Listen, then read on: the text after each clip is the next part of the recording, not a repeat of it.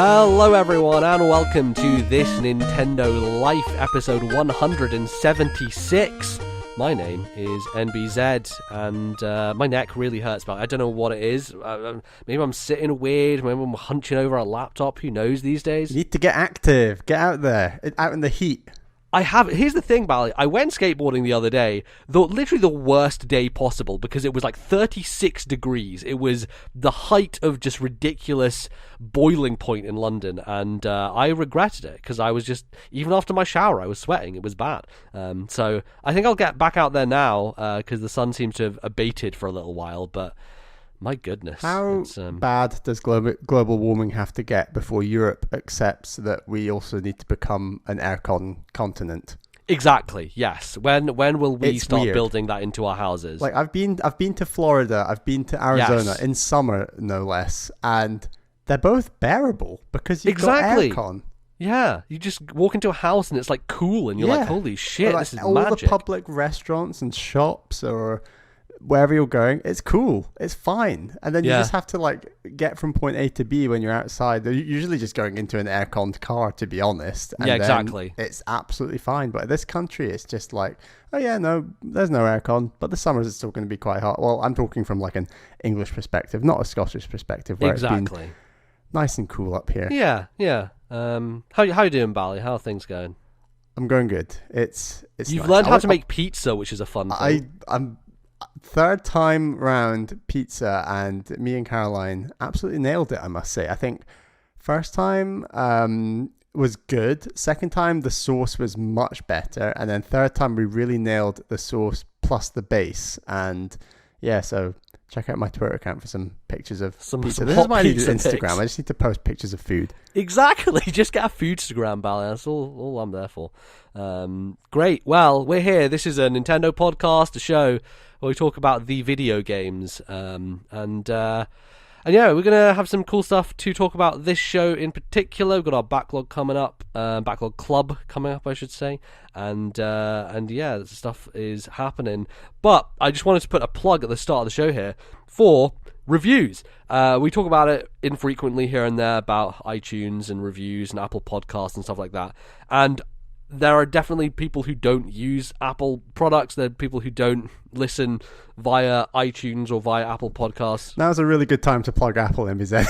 Yeah, great. When they're doing just the best work possible with Fortnite and Epic, timing. Anyway, maybe just use them because they are still the number one kind of aggregator of podcasts. So even if you go to any podcasting app and you go through like finding a show, the ones that show up are the ones that are surfaced because of Apple's algorithms and things like that. So what I'm saying is we would love some more reviews, some written reviews on Apple Podcasts, because we haven't had one in a year. It was August 2019 on the US store. I think we've had one this year on the UK store. But if you're in the US and you enjoy the show, I implore you to go and review us, write us a review on Apple Podcasts, because quite honestly, that is the main way that we'll grow as a show. And it sucks to have a monopoly, Apple, in many marketplaces, but podcasting is the same as well in terms of they just control everything.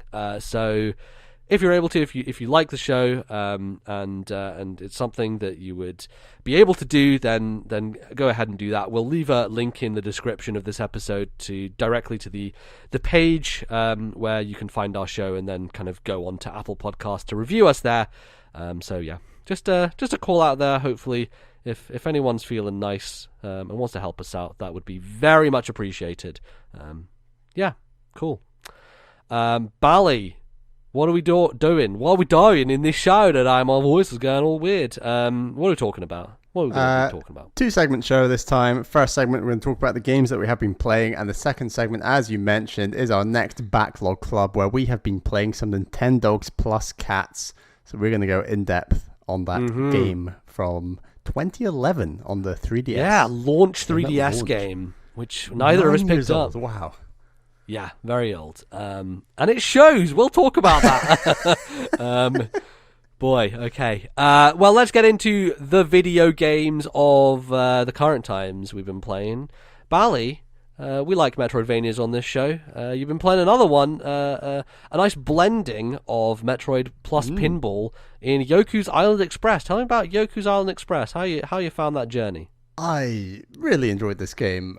Played it on Xbox Game Pass. It was one of those things where I was leaving Game Pass. I was like, oh, I've got to play that game before it leaves. This is my new stress in life is, that game I want to play is leaving. I've got to play it in 2 weeks. Have you seen they've done this weird, like, music video style thing when games are leaving, and they wrote a whole song about it? It's super strange. Yeah, very that's strange. On their Twitter.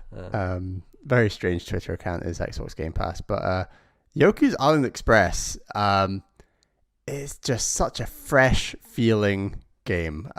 It's, as you said, it's crafting pinball together with Metroidvania, and it is very impressive in that sense. The idea that they're like these crafted pinball tables essentially inside chunks of the world, and these include like boss fights and sort of little rooms that build up to bosses and things like that. Like, it's very impressive. Like, the pinball is really good. If I was gonna like have a go at kind of that aspect of the design, it's kind of the getting around from point A to B feels a little not flat, but it's much slower paced. It's very And I listened to what you said about the game, MBZ, because you played this sort of like 3/4 into 2019 last year, and you really criticized there wasn't like a jump. Like, it feels very weird not having a jump button to essentially, platform around the Metroidvania world, which we're so used to doing. Yeah, and it's especially frustrating when you get to portions where it's like a tiny little lip like sticking out, and you're like, oh, I forgot I could jump up there, right? Like, it because the game is built around these structures, right?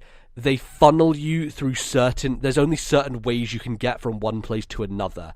And I think because I very much, when it comes to these types of games, and just video games in general, you know how much I like movement, right? And how good it feels to move around the world. That type of restriction for me made me dislike a lot of the moment-to-moment playing of the game, which is why I wasn't as positive on it. I can see what you're saying, and in that sense, they've really decided this is more pinball than it. We're going to focus on the pinball and less on the movement otherwise. And so it's kind of tying your hands behind your back and saying, we're playing pinball here, it's not about the jumping, and we're going to, and I kind of see what you're saying, where getting from A to B between the tables essentially can feel quite like, I don't know, just a bit slow sometimes, but it's an incredibly slow paced game. Like, there's not actually really any enemies in this world. Sure, there's like a boss or two here and there, but there's not like enemies in the traditional sense. There's obviously no jump, as you said. For Metroidvania, there's not actually many collectibles. I think there's some side quests and things, I think there's only maybe one main collectible, and I don't really know what that collectible does if you get them all, and it felt like I was way off ever getting all that collectible. I can't remember what the setup is that you're a postman, right? Like, you're a delivery ant or whatever bug you are, and you have a post office and you have letters to deliver to different characters. Some of that is main story stuff, I believe. Some of it is kind of side quests. So but other things this game does incredibly well, I think. I fell in love with the fast travel system. It's so quirky and strange, but I love it. And so normally in a fast travel system, you're essentially often warping between save points, really. I guess games like, I don't know, Metroid, Ori, Guacamelee games I can think of, like, you're essentially just warping between save points. But in this game, there's essentially like these networks of essentially like rockets that'll you can like a suction cup that'll pick you up and then shoot you, and it'll shoot you to the next one. And then if you continue, it's like continuing along a train of these suction cups that essentially take you to the central hub. And there's three routes in the whole game basically, and those are the warp, essentially like warp points where you kind of travel along them. And I just like the idea that, hey, we're going to stick quite rigidly to the pinball thing, and this is a way of getting your pinball from, point A to B in a faster manner than walking around the world, which, as we've said, is quite slow. So I thought that was just really cool. And it's got like its own theme song when you're traveling, and I was like, this is great. This is just such a pleasant, happy place to be. On top of the fact that there's no enemies in this game. I think some of the characters are really, really well designed. And I think the music, the look of the world is very crisp. It's very clean. There's a real nice polish to like what this game is going for. I mean, there's aspects of like the grass and stuff is kind of painterly. Like there is an almost, I don't know what kind of type of art I would compare it to, because I don't know anything about art. You have to get Charlie on the show and he can tell us all the different Monets, and I don't know. But yeah, it definitely has that kind of softer, I would say, look to it. It's kind of got like an Ori vibe in its painterly style, but the colors are much brighter. Ori's much more about the dark purples and greens and blues. I'd argue this game's got like a lot more orange and red and green and blue. Like it's a lot more of the rainbow, perhaps. But I just think by the time that you're kind of like, okay, I get it, this game's pinball and it's really fun and fresh, but I think I'm done with the game now. I think the game ends at that exact point. I think it does a really good job of saying, you know, there's essentially 3 main parts of the map that you need to get to after the interlude, after the intro, and then a final boss at the end. And I think that's like a really good structure for about a 4 to 5 hour, quite a short Metroidvania. Like I think that just works really well, where you do have like a build up to each of those 3 areas, and one of them's like climbing a mountain, one of them's like going off into a desert, one of them's kind of under sea, and it's like, sure, that's kind of tropey, but that's not what this game's trying to be, you know. Like it's going for, we're going to give you some very familiar ideas with Metroidvania games. Like the world generally feels quite, it's nice, but it's not the most innovative in that sense. But then to say, oh yeah, it's all pinball. And I think the fact that there are like these random bumpers in the world, I never got boring for me. I really, really enjoyed it. And I think that at its hardest, this game, as someone who's really only played Pokemon Pinball, both versions, like Ruby version and like original Red Blue version, I kind of like, my experience of pinball isn't too great. And I think this game doesn't go, you don't have to be a pinball wizard to play this game. It's basically no, what you I'm saying. don't. Like I think going in, you don't have to be too good at pinball. And I think that does a really good job of just putting it all together. And it's funny because often with like pinball video games, or the ones I've played, you just kind of, it's all about the timing, and this is pinball generally, it's the timing of when you do that bump, that flipper, in order to ping the ball up. And the thing about this game is that your Yoku, your little ant or beetle you're playing as, you can like move him up and down the flipper like in a controlled way, and it almost feels like cheating. And I kind of like even stopped myself doing it most of the time. Maybe I did it in like the last half hour of the game, I want to say, but you can kind of like cheat it a bit by moving him up and down the flipper. Right, because he's a character that you can move with the analog stick. Exactly. Well. On top of the fact that you're using the bumpers to use the flippers in the game, which I just think works really well. So I think it's saying, it's definitely coming from the angle of, you've played a Metroidvania before, but here's a pinball take, rather than saying, you're a pinball wizard, here's a weird way of playing pinball in a Metroidvania world. Like it's definitely much more on that side. And I thought it was a very fresh experience, and I'm really glad to have like given it a go before it sadly left Game Pass. Yeah, no, that's good. It's on Switch as well, and I've heard good things about that version. It seems like the type of thing that would run very easily on the system without having to make any compromises. And yeah, I you know, this is one of the reasons I would say that it's good to try something, even if you've heard perspectives where people don't like it, right? Because a lot of the time, I think early on when we started the show and when I was like giving you recommendations, you would be like, oh yeah, everything that MBZ likes, I like as well. And then I think we got to this point where you hit the end of Inside and you're like, I don't think I like that as much as he did. And I think we've diverged a lot more in terms of our taste, which is interesting, because like, I'm not really a big fan of this game at all. I didn't really enjoy it. It is very low down my list of this type of game, and just wasn't my thing at all. And you could have very well heard me and been like, well, we have similar taste, so maybe I won't enjoy it. But you didn't, and you played it, and it turns out, hey, you like it a lot more than I did, which is cool. Yeah.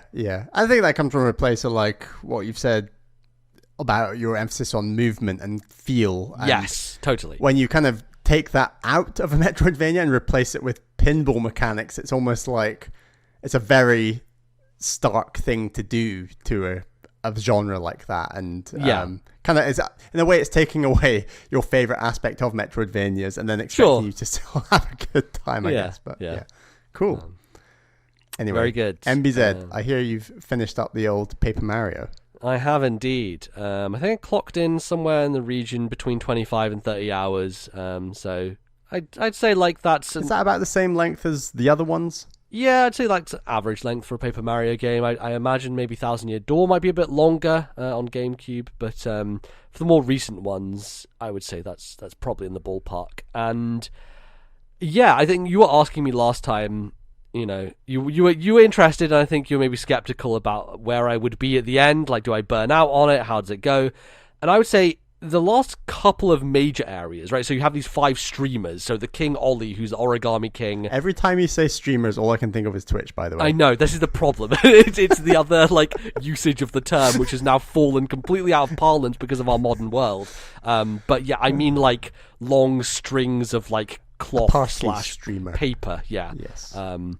And there are 5 of them around the world, and you have to get rid of them all by going to these different locations and destroying them, and beating the boss, blah, blah, blah. And the last 2 of those are in areas where the combat is far less emphasized, which I would say is a good thing, right? Because by that point in the game, I'm like, I'm kind of sick of this combat. Like, I don't really want to be... It's quite unusual for the end of a game. Normally they ramp up stuff like that, don't they? Yeah, they do. And obviously, like, you can still run away from enemies, like dodge around them, because they're in the overworld as opposed to being random battles. It is very much, if you want to engage with them, sometimes you'll get forced into it if it's in a tricky, like, tight corridor, but for the most part, you can dodge around them. But one of those areas, they showed a snapshot on the trailer of, like, this kind of purpley desert area where you're in this little... You're basically in a... what's the name of it? The shoe. The name's not coming to me. It begins with a K. It's in Mario Maker. You jump in the gun. Karibo shoe. There you go. Thank you. Rare that Bally gets a name that I can't. I was going to say a clog. I'm like, no, it's like a Karibo shoe on wheels. So it's basically like a car that you drive around. And the cool thing about it is like you hold the accelerator down, and instead of going into battles, you just literally smash through enemies and they just turn into paper and you collect them. And it's great because you're just like, all right, I don't want to fight you fuckers. Is that the developers being aware of how dry the battles can get, or, you know? I don't know. It was fun, though, to ride around that area and barely do any fights because you're just smashing through enemies. And then, similar to that, like the final area is kind of more of a town place where you do go and do one section where it's kind of there are enemies appearing, but one portion of it is kind of a failure state thing where you have to choose paths where you go down, and it doesn't actually involve much battling. It's more like running away from a thing that's chasing you. And so I really like that variety, but also it was good because it meant that there wasn't as many fights to engage with. And, you know, the end of the game definitely has a bit more of that, but even there you can kind of like dodge past it.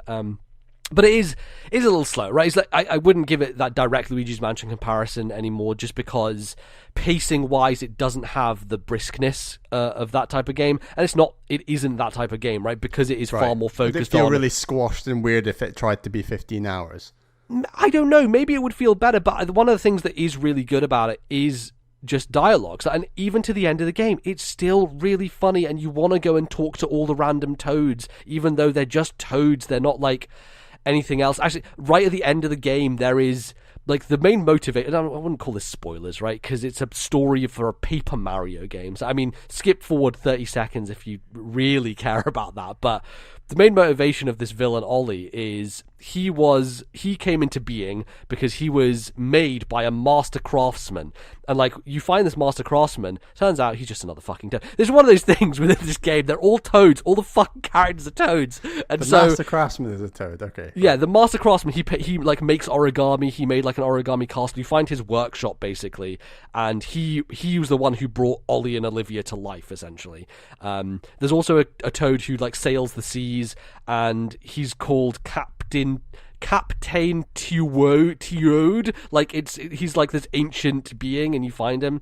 It's like a play on actual Captain Toad. They should have put in Capitan Todd. They should have put Capitan Todd in this game. They should. The meme should have lived, but unfortunately, not. Anyway, what I'm saying is, they tease these characters. They're like, oh, the ancient one is just a toad, right? And it's the same thing with this Master Craftsman. But basically, the main villain has a vendetta against him because he's a toad, and so he hates all toads, and so he's just like super angry that there's all these fucking toads. And so it's almost like the developers are making the people who love old Paper Mario the villain of the game, because they're saying like the villain is the guy who hates all the toads. You should love toads, really. Everyone loves toads. They're great. There's so many toads in this game, and I don't know if that's intentional or not, but I kind of read it like they were taking a jab at traditional Paper Mario fans, which, hey, that's one way to play it. Like, clearly they don't want to appease those people anymore, like, very clearly,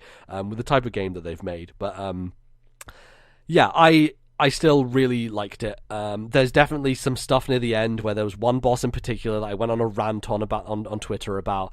And, like, yes, they do this really stupid thing, Bally, where if you die, it takes you back and they make you do it again. If you die again, they make you do it again. And then, like, on the third time, they'll just pop a save point in the middle. So I had to fight a mini boss, then a boss. And every time I died on the boss, which is very, like, if I mess up one button, it was kind of like a quick time event type thing. Mess that up and you die, and you have to go back and do the mini boss again and then get to the boss fight, which is maybe my least favorite thing in video games. When you don't checkpoint correctly and you send people back too far, I fucking hate it, especially in modern games. We'll talk about the next game I've been playing, which is definitely in the old style, but I can forgive that because it was made in the fucking 80s versus this game came out in 2020, man. But the weirdest thing is if you die a couple of times, they just give you a save point after the mini-boss. A random one just appears. And I'm like, why didn't you just do that in the first place? Like, I just don't understand. Like, why not just give that to the player? If the player really wants to circumvent it, they can just not hit the save point and do the mini-boss plus boss again if they want to.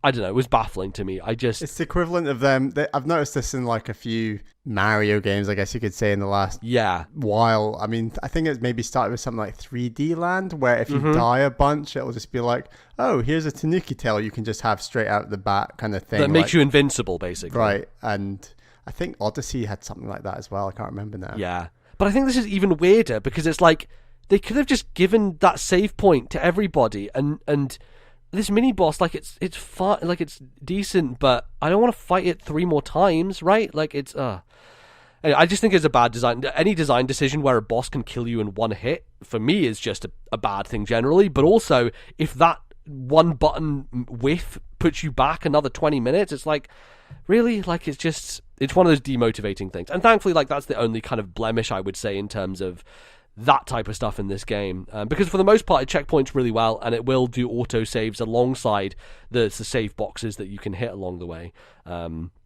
So yes, I do like it. I think it is definitely a step up from the last couple of games. Obviously I didn't play Color Splash, but I did play Sticker Star, and it is way better than that game in so many ways. Way funnier, way just smarter, and even the battle system is more interesting.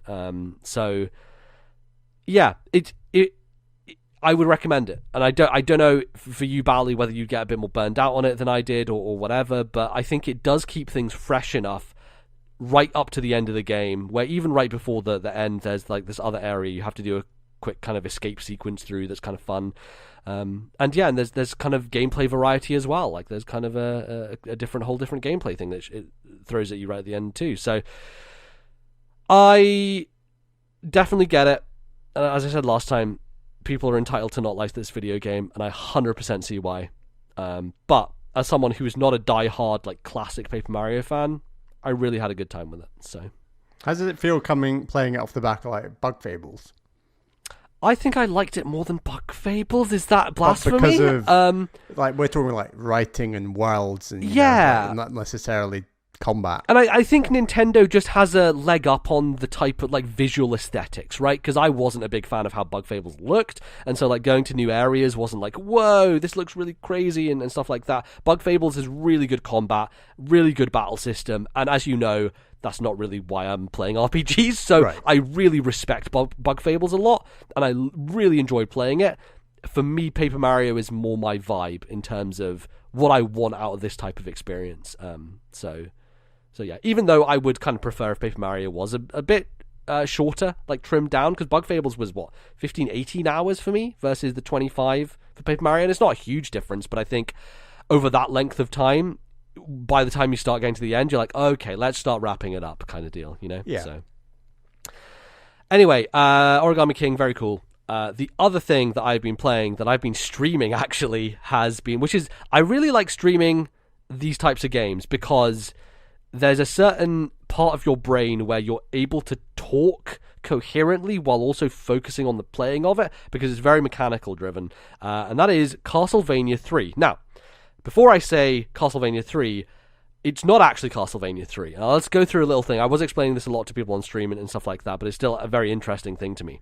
Basically, Castlevania 3, when it came out in North America, and I should say, I'm playing this on the Castlevania Anniversary Collection on Switch, which recently there was a crazy discount sale on the Castlevania Collection and the Contra Collection. They were both $3.99, so I was like, I'm just going to get both of those because I've been waiting for a sale on them, and I want to play them both. They've got loads of classic, amazing games in them. I'm a fan of both of those series, so I want to go through and play all those games. Unfortunately, we can't do online with Contra, but, you know, one day, Bally, we'll sit down and play those Contra games together. So I'm playing on the classic Castlevania Collection, which is really cool because they do not only offer just the original North American / European releases, they also offer a bunch of the Japanese releases of the Castlevania games. So what happened when Castlevania 3 came out here, or in North America, was the difference between the Japanese and the US market is that in Japan there's not really a rental market. People don't rent games, they don't have a Blockbuster that they go and rent games from. People buy games, that's how companies make their money. Over in North America, during the NES era especially, the rental market for video games was enormous, right? Which meant that a lot of people were buying NES games, renting them for a weekend, and never buying them, right? So the only money the company saw was through whatever, you know, dividends they got through rentals, which inevitably was a much lower price point, which meant that a lot of people were kind of playing these games for a fee that Japanese publishers thought was far too low. As a result, even though back in the day NES games were really hard because they didn't change the difficulty from Japan, like I think they started to at one point make games easier when they brought them over. So Mega Man 2 is a really good example, where Mega Man 2 is actually way easier because they offer a normal difficulty and a hard difficulty. The hard difficulty is the Japan difficulty. The normal difficulty is, haha, Westerners are babies version, essentially. But I personally like normal difficulty in Mega Man 2. I think it's way more balanced and much more fun to play. So that's an example of the opposite. However, once the rental market started to become a big deal, Japanese publishers were like, this isn't great. People are finishing our games in a weekend and then taking them back. We need to make them really, really difficult so that when people rent them, they can't beat them and they have to rent them the next weekend and the next weekend and the next weekend, right? So they get much more money instead of people buying these games, or even maybe encouraging people to buy the games because they're so hard they'll take forever to beat. Castlevania 3 is the prime example of this, where in the Western version, you took more damage, enemies took more hits to kill. There are certain enemies on platforming segments where in the Japanese version there's no bats flying, and there are bats flying in the Western version. Loads of these tweaks that basically made it way more fucking difficult, and in a lot of senses bullshit, right? Like, we talk about video game bullshit in NES games and how terrible it was. This was like an extra added layer on top of that. So basically my decision was, I have these two versions of the game, the Japanese and the US one. I'm obviously going to choose the Japan one, and not only because it's easier, not only because it's more fair and more balanced, but because the soundtrack for the Japanese one is on another level. Like, I can't remember the specifics about it, but it's something to do with whatever sound chip they were using on the Famicom versus the NES, and the music has like layers that don't exist in the tracks of kind of what the NES could produce. And people can correct me on that. I'm not 100% sure how it works. All I know is the music in Castlevania 3 Japanese version, otherwise known as Akamoju Densetsu, is much better. And if you know anything about Castlevania, some of the best classic video game music out there. So really, it was an easy decision for me to choose to play this version as opposed to Western Castlevania 3. And it was great. I think had I played the actual one, I would have thought less of it because of those annoyances that make it more difficult. The game's still really hard, right? Like, I did 2 streams of me fighting Dracula, and it probably took me about an hour and a half to do it all the way through to beat him fully without using save states mid-fight. And I was using save states, like, throughout the level. Like, when you get to a checkpoint, I was like, all right, let's make a save state here. Just because, you know, I'm streaming it, I want to get progress, I want to make my way through it, I want to keep doing the same thing again and again. But I was like, with the boss fights, I want to do them properly. And there is a thrill with Castlevania boss fights of you're getting just your ass kicked and you're getting destroyed and you have no way past. And then eventually you just find a strategy that works. And sometimes it's a little bit of a toss of the dice. Like, there's enough randomness in the death fight, for example, with the Grim Reaper, where he just kind of flies around everywhere. There's scythes just rolling all over the place. It's just a bit of a living nightmare. But I did find a strategy to beat him, and I did eventually like take him down. And it feels really satisfying when you do that, because you feel like you have overcome the challenge, which rarely happens with NES games for me. But Castlevania, I like the stiffness, I like the movement, I like the weirdness of the whip and everything about it. It's just, for me, it is. You would think, we talk about how much I like movement in video games, you would think it's like the antithesis. Castlevania, like, stuck to the floor. Yeah, exactly. You would think, like, you can't maneuver your jump in the air. When you commit to a jump, you're going and you're going to hit it. You'd think I would hate that, but for whatever reason, something about the feel of Castlevania 3, there's a real identity to the feel of a Castlevania NES game, and I fucking love it. I really, really enjoy these games. They are up there with Mega Man for me in terms of my favorite NES stuff, and it's weird that the NES, for me, I'm really far more on the side of third-party developers than Nintendo. I like Mega Man and Castlevania so much more than original Mario and original Zelda on that system, which a lot of people would say is blasphemous, but I don't know, those games feel way better to me. So Castlevania 3, I really like it. It has this thing which I didn't really interact that much with, is multiple playable characters, so you can switch from, I think it's not Simon, I can't remember his name. The name is different in the Japanese version. You can switch to Cypher. So these are characters actually in the Castlevania Netflix show. So you know Cypher, Bally. Right. Cypher originates from Castlevania 3, and she has like a tiny little stick that she can hit enemies with, and it's like really cramped up, but she can also use magic, and her magic is really powerful. But I didn't really use her. I don't know why. She takes more damage as well. She's more susceptible. She's more of a glass cannon, I would say. And, you know, you take a lot of damage in these games, so I didn't really try her out that much. You can also get Alucard. You can also get Grant. And Grant is kind of like, he's almost frog-like, like he has a really high jump and he can throw knives. Alucard, I think, I've not really seen much gameplay of him before, because in order to unlock him, you have to go down the harder path, and Castlevania has like multiple routes that you can go through, so it's actually kind of a replayable Castlevania entry, where depending on which route you take, you can get a more difficult stage, and you can, you know, take a bit longer to get there, but you will unlock this other character. So I didn't engage too much in that, but the design of the stages is much more interesting, I would say, overall, and again, like, it feels more balanced compared to something like the original or even Castlevania 1. So I really enjoyed it. I think it's a great kind of classic throwback, and these collections make it so easy to play these types of games. The one thing the collection is missing, which I really wish they would add, because the Mega Man collection has this, is the rewind function. There is no rewind function in this, and especially in a game like Castlevania where you fall down a pit and you just die because of bullshit, I really wish I could. Back on those ledges. Yeah, the knockback is terrible, man. But I wish the rewind function was there for those small slip-ups, because otherwise you're like, all right, let's go back to the save point that I made with my save state, and there's only one save state as well. So they're really nice-looking collections, and obviously it's great that they have all the Japanese stuff. There's some art stuff in there as well. I wish they'd gone the extra mile and done what the Mega Man Legacy Collection have done, because for me, that's the pinnacle of like a classic collection. The Mega Man Legacy Collection is really what everyone should aspire to in terms of functionality and everything you can do with that stuff. So that's a shame that these two Konami collections with Contra and Castlevania don't have those, but hey, maybe in the future they'll do a second one. I'm waiting for them to do the kind of the Metroidvania Castlevania collection, because then I can say, Bally, here, easy. You can play all of those games in that function. So that would be good, but for now, that's it. Castlevania 3, otherwise known as Akamocho Densetsu, and really fun. Good times. Well, that is going to end us for the first part of the show. Don't go anywhere, however, because after the break, we're going to be woofing, barking, meowing at all of you with Nintendogs plus Cats, our Backlog Club. Don't go anywhere. We'll be right back.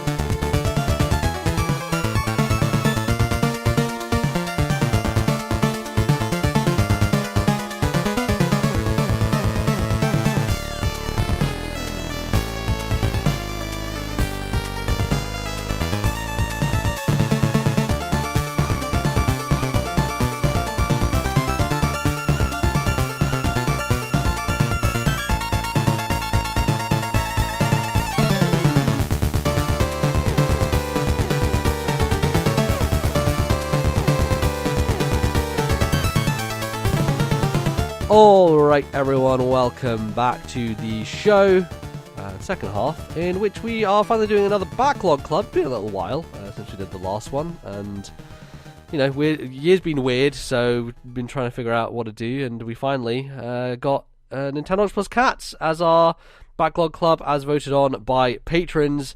An interesting game with a lot of history behind it. It was a launch game for the 3DS back in the day in 2011, and yeah, we're going to talk about it, dive into the intricacies, all the stuff. Bally, let's start with our history with Nintendogs as a franchise, as a series. Do you remember the first time you heard about Nintendogs, when that was?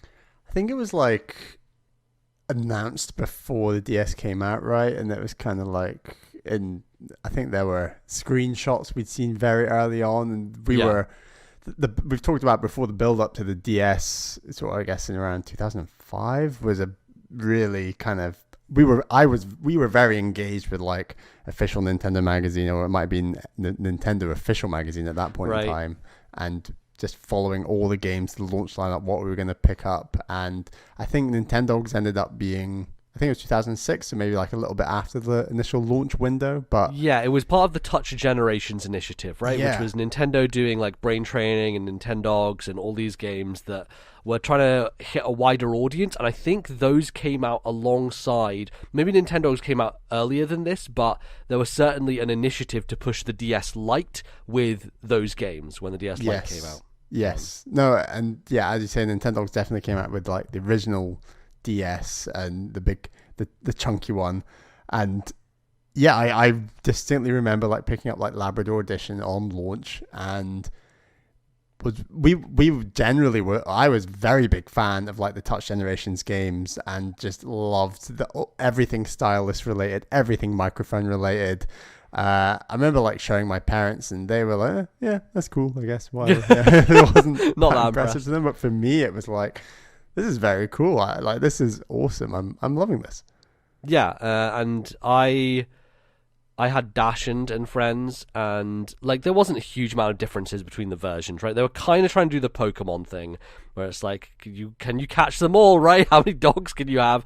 And I think you could not trade dogs, but like you would unlock dogs from other versions. Yeah, it was all about which group of dogs you started with. So Labrador and friends meant you could start with a Labrador and the Labrador's friends, but you could unlock all the breeds the more you played the game. Yeah, exactly. But there were also like exclusive things such as the Mario Karts that I had, I think, Mario, and you had Peach in your version, and then Yes. Bowser was in the other version. So there were certain items, but then you could also, because this was back when Nintendo's is really interesting because it's really the genesis of Street Pass, right? Yeah. Bark mode was when you would basically go on a walk that was intended to be an online thing. You'd close your DS and you'd walk around, and ostensibly, if you ran into someone else who also was in Bark mode, you would connect with them and you could give them a present. So we could trade with each other essentially by just using Bark mode to give each other items that we didn't have and things like that, because you'd accumulate quite a lot of stuff, right? Going on walks, finding presents, and eventually like you'd have something I didn't have, and so we would, similar to back in the day when we did Mystery Gift with Pokemon, we would kind of use Bark mode as a way to do that. The problem, obviously, like in the UK, who the hell is going to walk around with their DS in their backpack with bark mode activated and hope that somebody else had done that? It was much better later on. Obviously they did it with Dragon Quest as well, and these two things, Bark Mode and Dragon Quest 9 in Japan, worked way better there because that's what people did. People walked around with their DSs like that. And I think Nintendo wanted to replicate that on a larger scale with Street Pass, and it ended up working so much better with Street Pass because all you had to do was just have your 3DS on. It didn't matter what game it was, it just meant that as long as it was in your purse or in your pocket or wherever it was in your jacket, you would roll around and ping people. Where I don't remember ever having a bark mode work. Maybe it did once, but I don't recall. Yeah, I think I gave up trying quite quickly, especially with the size of that DS. The original one. I mean, the Lite made it much easier to do that. But true. I mean, I distinctly remember playing this game almost entirely on the original DS and less so the Lite. I think I was very much sort of past this game by the time I got a Lite. Yeah, probably. I don't remember the timelines of like when the Lite happened and when this happened, but yeah, it was one of those games where, so me personally, right, I've never had pets. You've grown up with dogs around you your whole life, and I have not, mainly because my sister is allergic to animals and hair, like cat hair, dog hair, all that kind of stuff. So if your sister wasn't allergic, you think you're the sort of family that would have had a pet? I don't think so. I think that maybe when I was younger, I would have been more like, oh, I would like a dog or something like that because I was a stupid kid.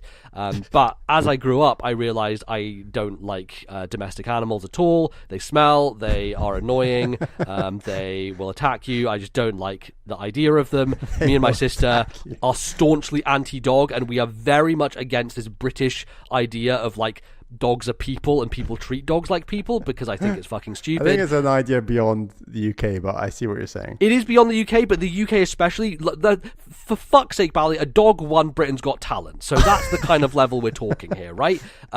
So we have always been very anti-dog and animal, and, like when people talk about how dogs die in movies is sadder than people, I'm like, you people are fucking insane. They're animals. What the fuck? Like, I get it, sure, they have feelings, right? They're animals, but like... that's where I'm coming from, basically, as I don't really care about dogs. However, Nintendogs, I was very into, because what you get is you get all the cuteness without the hassle, right? You don't have the feeding, you don't have the annoyance of the smell of them being like around the house and dropping hair and shit, right? You just have all the benefits with none of the trade-offs. And so, yeah, I was very into Nintendogs because I was like, hey, Dachshunds are cute. I like this little dog that I've named Cloud, and I'm going to look after it. Then I got a husky. So yes, digital animals I'm fine with. Real ones, not so much. So it's kind of where I'm coming from with Nintendogs. I remember calling my Labrador Shadow after the film. The hedgehog? No, after the film Homeward Bound. The right. retriever in that film is called Shadow. Is he? And then I had like a Schnauzer that was called Guinness because it was like black and tanned, like a pint of Guinness. Good. Okay. And then I had a Dalmatian called Apollo because I just thought that was a great name for a Dalmatian. Right. God, this is coming back to me now. Yeah, my I can't remember what my husky was called. It was a cool name. Your husky was like called Ice or something. Yes. Icy or I can't remember what it Ice, was. which is like the worst name possible. I don't think it was called Ice. I think it was something like that. Blizzard. Blizzard, you're right. Totally, It was called Blizzard. Holy shit. Bally's memory coming to the fore. Wow, I'm impressed. And then I did have another dog. I think I got it really late and I can't remember what I called it. I'm going to have to go back and boot up my old cartridge. I think I actually have that with me, so that'd be a good thing to do. So yes, we were very into the original Nintendogs, right? We would do the bark mode stuff. We would train our dogs. I remember being really good at obedience trials versus you were really good at the agility course, and you would make most of your money doing that. I would make most of my money doing obedience. Yeah, and that linked to like each breed has strengths and weaknesses, where some of the larger dogs are more athletic and the smaller dogs are often better at obedience. Totally. So my Dachshund, because Cloud was small little puppy, was very good at listening to my commands, and I think you could also, not necessarily secret commands, but there were definitely ones that the game didn't point out to you that you had to kind of look up and gave you more points in competitions and stuff like that, right? Mm-hmm. Or like custom break ones. Dancing and handstand. Yes, yeah. All that stuff was great. So I was very into teaching my dog all those crazy tricks, and then when you got to the freestyle portion, I'd just be like, fucking dance, right? And he would just go for it, and I would get all the points and just have so much cash because the kind of, I guess the goal of the game, right, was to get a bunch of money so you could buy more pets, but then also you could upgrade your home. That was kind of the end game, I felt, in the original game. Did you kind of feel that as well? There's like the space room, that was the one that we were shooting for at some point. Yeah, I want to say I eventually did get enough money for that space room. Yeah, it was basically very expensive, and obviously you're like limited to playing in certain number of competitions a day. And yeah, I remember playing it almost daily for quite a while. Definitely saw most things in that game. Pretty much, yeah. We were very dedicated to it, and similar to Animal Crossing back then, it was a game that you check in on, right? Like you go in for an hour or so, maybe half an hour, and do your competitions, walk the dog a few times, find some stuff, that kind of thing, and look after them, wash them, roll around with your Mario Kart, which I thought at the time was very, very cool, because it was like behind the back camera of you like going around the room, and you could also see it on the top screen, like where you were in relation to everything. Yeah, you could swap cameras and yeah, neat stuff for sure. So, that being said, we were very big fans of Nintendogs going into this game. And this was a launch title. So, Nintendogs plus Cats came again in 3 varieties, right? And I got the toy poodle one that I picked up from Amazon, mainly because it was the cheapest, if I'm honest with you. Which one did you get? I got Golden Retriever, and I think it's just because it's most similar to Labrador and different to the one you got, I guess. And it was maybe like £2 more expensive or something. Yeah. It's not like it matters that much. But so this game came out when the 3DS came out, right, in 2011. And back then, I bought it at launch. I actually had experience with Nintendogs before launch because I went to a quote-unquote press event. It was like a demo station thing in Edinburgh that I went to, and I got to play Nintendogs plus Cats. It was actually the first time I ever saw 3D in a 3DS video game. And I remember looking into the room of where the dog was sitting and just seeing how it was all about distance. It was all about like perspective, looking inside a box versus something jumping out at you, because that's not really what the 3DS was about. It was much more about depth and kind of looking inside a space, as opposed to what 3D movies had done at that point, which was like, here's a punching glove coming out of the screen at you and you have to dodge it or whatever. So yeah, I had a little bit of experience with it, but I didn't really play too much of it. I was kind of there just to check out what the 3D was like, and it kind of looked similar back when I played it for, 5 minutes or so. I think we both had our fill from 2006, and this was only 5 years later, and it was kind of like, well, there's other games on 3DS coming out that we're more interested in, although I appreciate the launch was quite weak generally. It was pretty sparse, yeah. But I mean, even 2 first-party titles in Nintendogs plus Cats and Pilot Wings for the European launch was still something, you know. So was I think Steel Diver available at the European launch as well? I can't remember. I think Steel Diver was later in Europe, but it was the North American launch, and then Pilot Wings, I think, like missed out on the North American launch or something. There was like some weird switcheroo. I mean, we had Face Raiders, right? That was fine. Had Face Raiders, well. And AR cards. And AR cards, which we will get to with this game for sure. So yeah, back then I wasn't that interested in playing Nintendogs again, because I think I kind of moved on from it, and I was like, I enjoyed that when I was younger, but I don't know if I would play it now, if it would be something I would be still interested in. And the reviews didn't seem that great either, so I wasn't super on board with picking it up. So fast forward to now, going into this game, I was pretty excited to get into Nintendogs plus Cats, because it had been a while, and I have very fond memories of the original, and I thought, you know what, this is their chance to like show me that they improved everything, that they took what was good and made it better. And I don't know, Bally, I think this game's kind of bad in a lot of ways, and I wasn't prepared to be disappointed in the way that I feel I have been with Nintendogs plus Cats. How did you feel going in, and how do you feel now? Yeah, I was very excited. Obviously, playing Nintendogs in 2020 is just a very quirky thing in and of itself. But we obviously, as we've just said, looked back very fondly on the 2006 game. So I was like, yeah, we missed this at 2011, even if it was more or less a similar game, the same game. I think now would be a fun time to jump back in and, you know, give it another go. And obviously, it won the Patreon poll. I was very excited it won the Patreon poll. I thought it was a bit of an upset. And picked up the game. I've played through large parts of the game. I've maybe sunk in like 7-8 hours, and yeah, a lot of it is very disappointing. There's some good stuff in there, but the majority of it felt very... It's like you could see it didn't have the magic it did the first time round. And I think part of that is that you're never going to be able to replicate the magic of Nintendogs, that first experience with the DS. I think that's one aspect.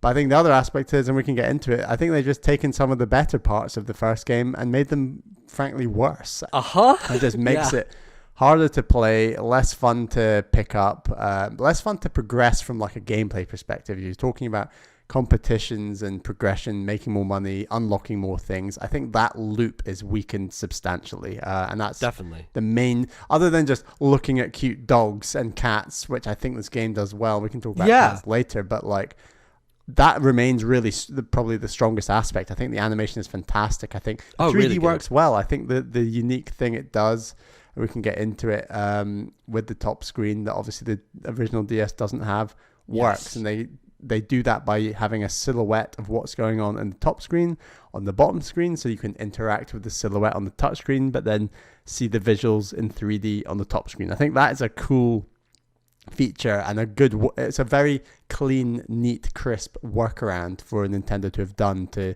utilize the 3D while also keeping it as a touchscreen focused game. Right, that was the issue, is because on the original game, the dogs would be on the top screen, but then when they would run towards you, it would switch perspective to the bottom screen so that you could pet them and just interact with them directly. And if you did that on the 3DS, you would not get the dogs and cats fully in 3D because they would be on the bottom screen. And Nintendo, obviously, this is a launch game, right?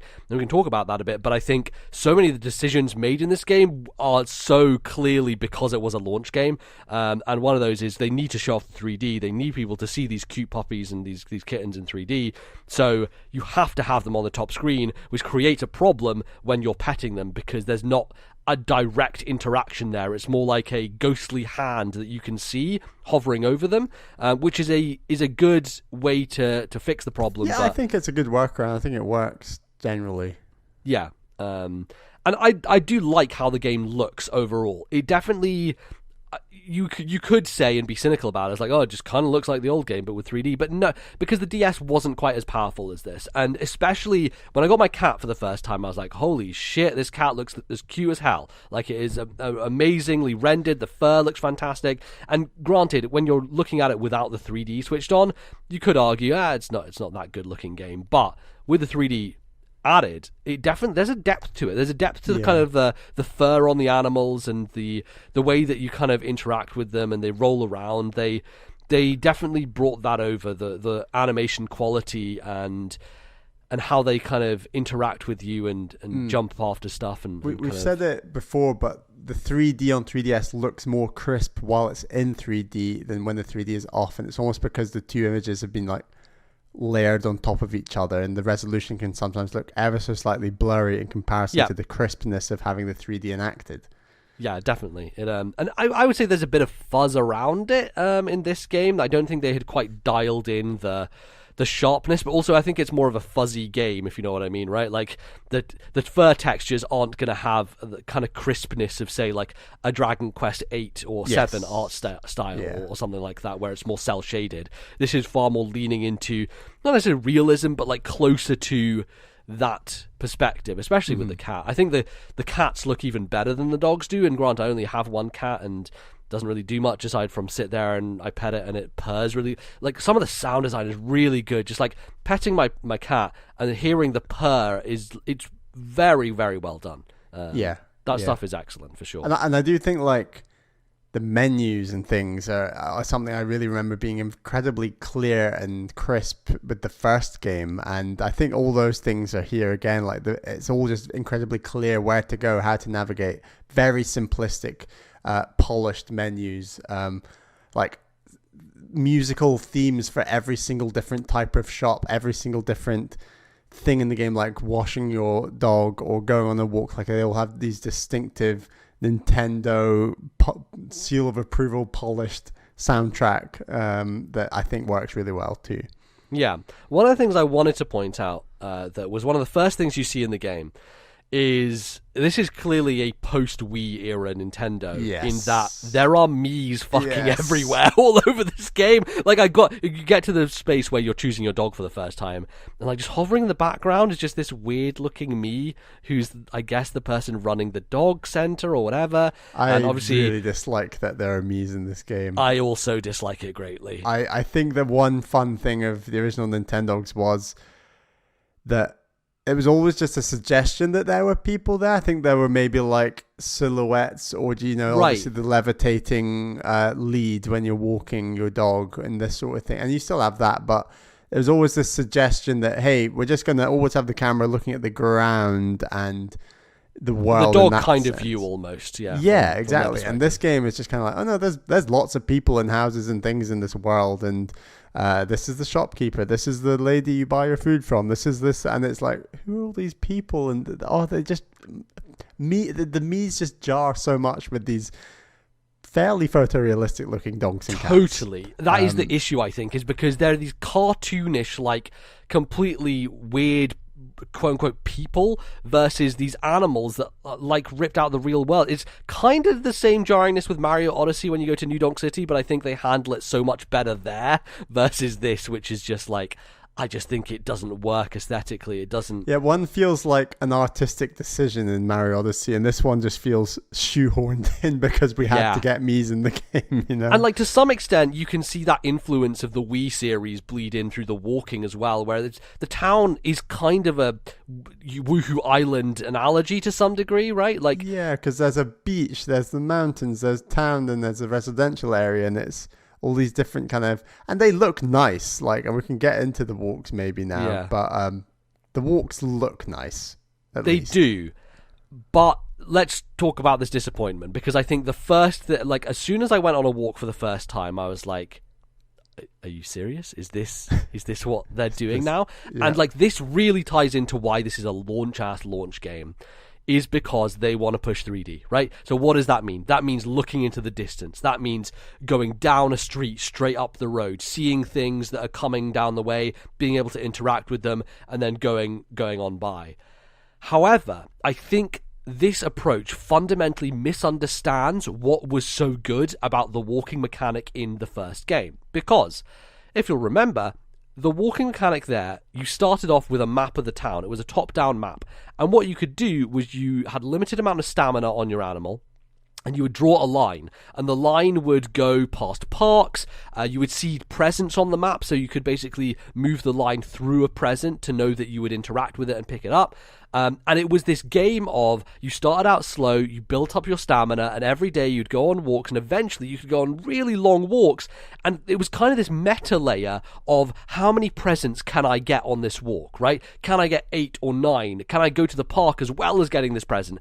I have to make the decision of whether I can go far enough to get to the park versus not being able to make it if I wanted. Also, like, multiple parks. Yes. And in each part, so in the original game there were always two or three parks, I believe, and there were different numbers of dogs in each park, and we can get into this as well, but like, when you're training for the frisbee competition, you want to have an empty park so that it's just you and your dog practicing frisbee, and having the ability to control when you go to the park with no other dogs in versus going to the park with other dogs in allowed you to decide when you want to practice frisbee or when you just wanted to play with some other dogs. And in this game, it's just entirely random, that I can see, and what I've read from the internet, it's just entirely random when you turn up at a park, whether there's going to be one other dog there or 2 other dogs there or no other dogs there. And if you're going with the intention of practicing frisbee, that is infuriating.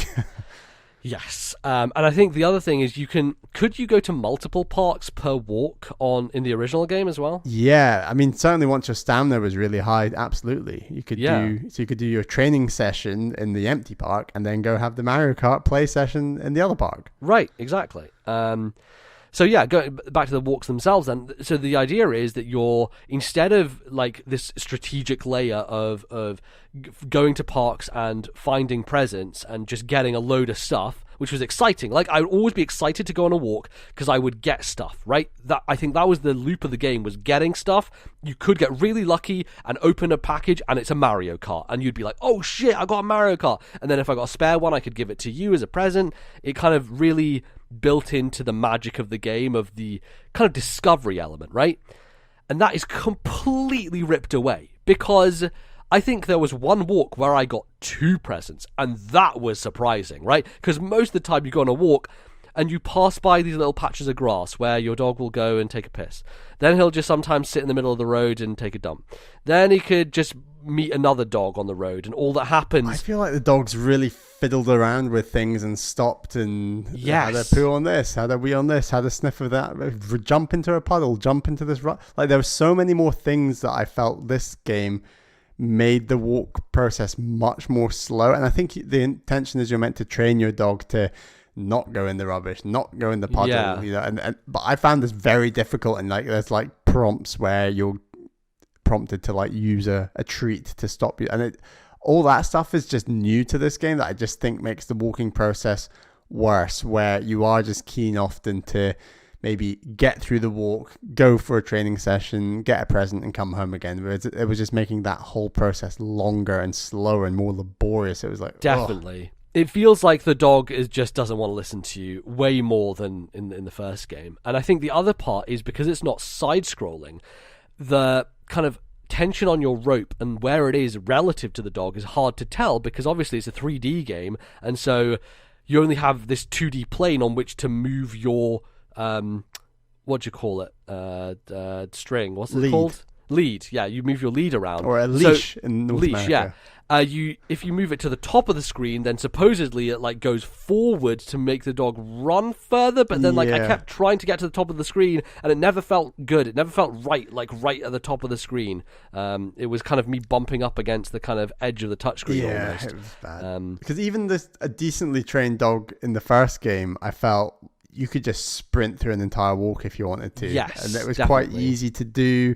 It didn't feel like that you were forcing the dog. It felt like the dog was enjoying it as well. Like this, and it was very clear of like how to slow down and how to go faster, because it was like left and right, and so it was back and forward. It was very obvious. Versus this, because they're trying to do something a bit more ambitious. It clearly is just a lot trickier to even maintain where the dog is going, and like trying to get it away from areas and then trying to move it towards the side, which is where you go to the gym or you go to these other places, to the park and stuff like that. There's even shops you can go to. It's really weird. Like you go to a cat cafe for one of them, and you just pay money to have a dessert, which I don't know if it ever does anything. Maybe just I think there's like so one new thing to this game is like the weight of your dog. So your dog can be like plump or lightweight or just right sort of thing. And yeah, apparently the biscuits and stuff at these cafes are quite like fatty biscuits and can make the dog a bit too plump. So when they're plump, they do less well in like athletic style courses. So the reeling in competition, which we can get to, and the frisbee competition. Okay, weird. And then there was like a weird cat there as well hanging out. Yeah, I don't know, because I don't remember when you interacted with other dogs, other animals in the original game. I don't remember it actually being that engaging either, so I don't know that they really changed much. It was like you would bump into a dog on a walk, and it'd be like, oh, and Abby and Dina are getting along badly or well, or they've started fighting, and then you go away. It's like it was a very one-off interaction, where in this game, if they get on well, you sometimes even get prompted. It's like, would you like to hang out in the park with Joe? And it's like, no, I don't want to hang out with Joe in the park. I want the park to myself to practice frisbee, to make some money, to progress the damn game. I don't want to necessarily just hang out with dogs all the time. So I think sometimes the game just thinks that just watching cute dogs and cats play with each other is enough enjoyment for everyone playing the game, when in reality, I think there are some people where, like me, it's nice at first, but then I'm much more playing it more as a game and less as a sim kind of thing, where I just want to kind of progress some things. Do you think your attitude towards the way you treat games these days has impacted that? Because I feel like it was similar in the old game in many senses, right? Like just because we were younger and we treated games differently, I guess. Do you think that has had an effect on your enjoyment? Or I think my threshold for, slow paced, let's enjoy some dogs playing with each other, was probably greater with the first game. Obviously, and you can't like replicate the idea of the touchscreen being like this new thing that was fun to interact with, and the microphone, they listen to you with the microphone type of deal. True. But I also think the first game was much easier to min-max in terms of getting through walks, getting gifts, progressing competitions, practicing for Frisbee. You at least like felt better progression in the first game. In many ways. I genuinely think the first game was better because the process of going on walks to progress your training for Frisbee or the real competition is much, much slower in this game because of how long those damn walks take and how much your dog is fiddling about with pissing and pooping on the side of the road. And like it felt a lot more streamlined in the first game. And then even when you do get to the park, as you have said, I got lucky the first time I got to a park. There was nobody there. And I was like, great, let's just throw the Frisbee about a bunch and train. And it feels like my dog didn't get that much better in a short period of time or even a long period of time because when I went to the competition after training a bunch, I think I spent 20 minutes in that park, and I went to a competition and like he was still kind of faffing about. Like when he got the Frisbee, he wasn't coming back to me fast enough. I trained a bunch with the Frisbee and he constantly was just like grabbing it and then just lying on the floor and not coming back to me. I'm convinced it's number of times in the park, sometimes more so than it is how long you spent in the park. Because I definitely ended up going to the park about 3 or 4 times by myself. Believe me, that took about 16 to 20 times of walking just to find those 4 empty parks. Oh my God. And I eventually got to like the second or third best competition in Frisbee. Like I was getting much better and able to like catch. So you doing a bunch of walks, does that mean there's no limit on number of walks you can do in this game? Don't think so, no. Because I feel like the first game had like a limit of 2 walks per day or something. Do you not recall that? I think there was a limit on number of walks, and I think that was, it might have been with the first game to reinforce the point of having the limit on length of walks, you know, where I think, because with the first game, if you had unlimited short walks, it wouldn't feel much different to just doing one longer walk. Whereas if they say, look, you can only do 2 or 3 walks a day, and then those walks themselves get longer, it's maybe a nicer progression curve that they've just completely ignored with this game.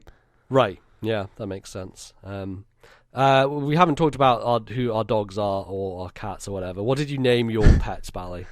I named my dog, which was I got a Cocker Spaniel. So in real life, I have owned 2 American Cocker Spaniels. Yeah, I'm interested in that because you never like got a Cocker Spaniel then named them after your actual dogs before. So no, I didn't. I mean, you weren't even able to get a Cocker Spaniel in the first game, so it was like, oh really? Okay, it's one of the new breeds, which is cool. So I named my Cocker Spaniel Abby after Last of Us Part 2, and I named my cat Ellie after Last of Us Part 2. And yeah, I'm guessing they don't get along, Bally. They don't get along, although Abby and Dina did get along. So they did, but, yes, yeah. But no, so what names did you go for, MZ? So I have a schnauzer. I don't know how you say Schnauzer. that. Schnauzer, who is called Dunban. Obviously, I only name my dogs. That's a good dog name, is Dunban. Dunban. I only name my dogs after JRPG protagonists. And then I got a cat, and I was like, oh, I should just use like cool characters from books. So I called my cat Kaladin. Kaladin is one of the main characters of Brandon Sanderson's Stormlight Archives. 3-syllable name. Yeah. Did it pick up on the mic okay, Kaladin? It did, yes. Although, if I'm honest with you, not much reason to use the name Kaladin because your cat doesn't do anything. So yeah, we might as well get on to cats. Yeah. How do you feel about the cat edition, right? Because I feel like we've got dogs and they do stuff and you go for walks with them and you can do competition with your dogs and the cats feel, okay, let me do this analogy. It feels like the classic image of like a 50s couple of like the man is like makes all the money, goes out, does all the work, like is the breadwinner for the house, and the cat just kind of, but like actually women at home do a lot, right? Like they do a huge amount of work, but yeah, I was gonna say your analogy falls flat where the cat does nothing and the 50s woman does a ton of housework, but does a ton, which is true. But the cat, let's say, is more like the kid, right? Who maybe goes to school, maybe if they're too young, but yeah, the cat literally just stays at home, does nothing, and just like fans about. And maybe that's like just being accurate to what cats do, right? Because my impression is you can't really train cats that easily, and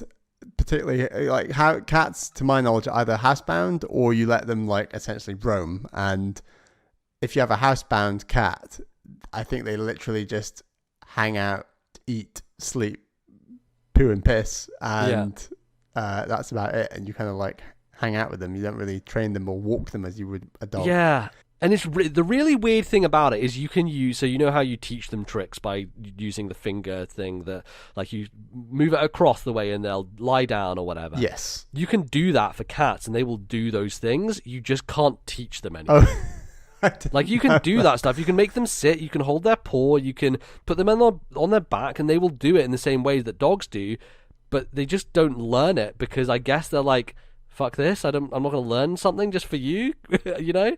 I think this game feels like there were quite a few decisions that were made quite top down, and I think that's not necessarily what Nintendo often or normally do with their games, but I think cats being in the game feels like one of them. The AR cards feel like another one. That is definitely a launch thing for sure. Launch thing, and I also think the Mii's were perhaps another one, and they just feel shoehorned into the game. I think all of them don't make the game much better. I think in particular the cats just feel... I mean, it's plus cats, right? Like, it's clearly but the they're afterthought. just glorified toys. Yeah. I don't know. Yeah, I mean... So at first, right, you see this thing called the lure competition, and yes. I was convinced, this is the competition for cats. So when you get a cat, you can enter this, and that's what they're going to do. They're going to chase after a thing like they do. You can buy the cat wand, which you can like float about, and they'll like attack it and things like that. And I was like, yeah, that's definitely how they're going to roll this in there. And I find out that no, in fact, it's a dog thing. So all the competitions are dog things. All the walking is dog. You can't walk your cat. It just feels really half-baked, and it to me it is the sense of definitely being a launch game, because had they had more development time for it, I feel like they could have created more activities for you to do with the cat to make it meaningful, because otherwise it sits there and it looks cute, and I put a scarf on him and I gave him a cool sun hat and he's like, I'm Khaled and I'm a cool cat. That's it. That's really all there is to it. Or if you had structured the game where you have like these competitions and training for the cat, allowing the player to start the game with a cat, because there will be people who come into this game maybe who are cat fans and not dog fans, who are thinking, right, I've played 5 hours with this dog trying to make enough money to buy a cat. Yeah. And then they finally get a cat ready to do all this cool stuff, and they realize, I can't do anything with this cat. This game is a load of rubbish. And it in some senses, it's like the aesthetic goal of the end game of Nintendogs. Like, I want a space room. Did the space room materially change anything? No, it just looks cool. And I guess that's kind of the same thing, right? Like, the cat just looks cool and you can interact with it, which is probably more than you can say about the space room. But yeah, it feels in that same vein as like a prize to be won more than a mechanic to be engaged with. So it is a little weird. And so, like, the walks then tie into some of these competition things, because when you go on walks, you can find places to go to, such as the gym, which is where you can train for the lure competition, and obviously the park, which is where you can train, hopefully, for the frisbee competition, if there isn't another try-hard dog in there. The other thing about the parks with the dogs, right, is I came across dogs who were just, like, fucking styling on me. Like, it wasn't even that they were really good at getting the disc. Some of them would just do forward flips in the air and catch the disc. And I was like, okay, I get it, dog. Like, you're really good at frisbee. My fucking schnauzer Dunban here isn't. He needs training, and you're not letting him. You're just fucking styling on him. Abby was able to do the front flips on the discs in the end. Oh, okay. Well done. I wasn't. You so get there. I'm sure you do. I do think I bought another issue with the walks, and it's more so than just the park issue of getting a free park to practice disc.